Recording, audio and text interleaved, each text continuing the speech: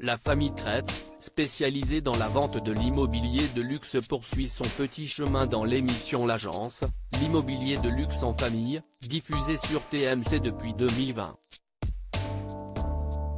Le programme met notamment en scène des célébrités désirant vendre leur maison ou appartement et, cette saison, François Berléand a fait appel à la famille pour se débarrasser de sa propriété située dans le Pays Basque, en travaux depuis des années et dans un état désastreux. Mais le moins que l'on puisse dire, c'est que le célèbre acteur français s'est montré très dur en affaires. Comme il l'expliquait récemment dans l'émission C'est à vous, le comédien a acheté une très vieille ferme dans le Pays Basque dont les travaux durent depuis 5 ans et sont une catastrophe sans précédent. C'est donc avec grand soulagement qu'il a contacté la famille Kretz. Très vite, les professionnels de l'immobilier ont trouvé un acquéreur. On a eu pas mal de visites et on a des clients qui sont très sérieux, qui sont de Bordeaux. Lui a une entreprise dans le bâtiment, donc les travaux, ça ne lui fait pas du tout peur.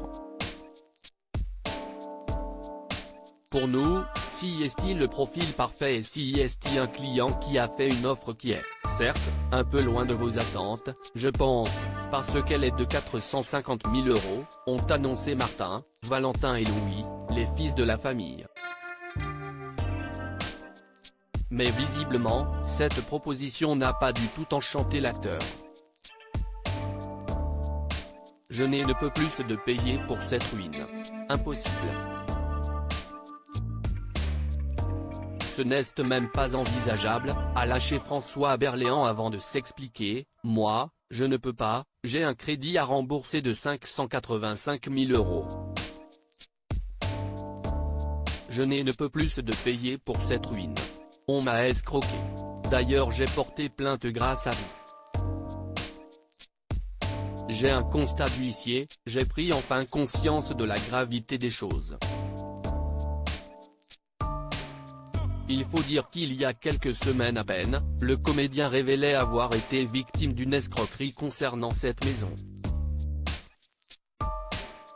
On m'avait fait miroiter des choses extraordinaires et les entreprises qui ont travaillé ont toutes fait faillite les unes après les autres. Les associés se rejettent la faute. Après, une autre entreprise est venue en me disant qu'on allait s'occuper de moi. Ça, c'était avant le confinement et je les attends toujours, s'énervait-il alors. Heureusement, François Berléand a fini par trouver lui-même un acheteur qui lui a proposé entre 600 000 et 680 000 €.